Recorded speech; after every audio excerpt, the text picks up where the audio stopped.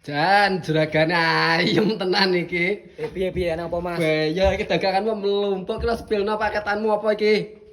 Paketan. Ya toh. Wis ngene, di paket ruang tamu, rong barang lho. Nah, iki cocok iki Mas, aku seneng iki ruang tamu iki. Gede-gede to? Heeh. Tak kai 7 juta ae.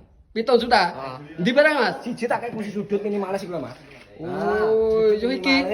Bane ya full kayu jati, Mas. Yo Jan, yo kembangan pisan. Wah, mejane ya kuwate pol lho. Jati to ki? Loh, ini Mas Budi nek gak jati gak usah kok. Oh iya, aku kok sare nek gak jati aku gak seneng lho Mas iki. Iya. Yo. Iki nomor 1, Mas. Yo, lah sing loro ndi? Loro iki lho, di ruanganmu. Iki partisi Oh iya, heeh, nggo penyekat iki. Iya, ada kakas kaya apa dhewe? Hiasan-hiasan lho, Mas. Heeh. Nah, ya toh. Oh, Jan. Iki ana lemari ini pisan wis, San. Oh iya Mas.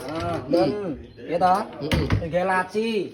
Laci nggih laci lho. Oh iya lah lacine lho iki Mas. Lacine 5 iki lho, Mas. Iki enek colokane iki nggo apa? Yo nggih lampu iki Lho, lho. enek lampune barang to ki? Lampu hiasan maksudnya? Ya, iki nggak ada kembang. Yalah. Ya toh, iki nggak ada TV. Oh iya iya iya iya. Jas, ah. Heeh. Iki regane pira Mas? 7 juta ae tak kae loro. 7 juta oleh loro. Ya. Iya ngalah. Jas, ah? Heeh. Ah. Iki kirimno nang omahku Mas ya. Mah mungkin di Jeporo. Oh, Jeporo gratis ongkir bayar COD. Lho, tenan to ki? Loh, gak tenan penggone Mas Budi area Jawa Timur, Jawa Tengah, Jogja dan Madura wi gratis ongkir bayar COD tanpa DP, Mas. Oh iya iya iya Mas mending soalnya ki aku ora nggo duit ngono lho Mas. Duitnya nang omah ae. Oh iya. Ongkir. Ki lah pemesanane piye? Ya masuk bioproperly Mas Budi B Furnitur. Heeh. Di bawah bioproperly bawah titik mi to, Wi. Ya. Lewat 1 kali terbuka aku langsung. Oke. Jas, ah? Heeh. Piro ki Mas? 7 juta tak kae loro. Oke, 7 juta lho iki lho. Partisi ukuran 2x2 sama kursi meja tamu minimalis.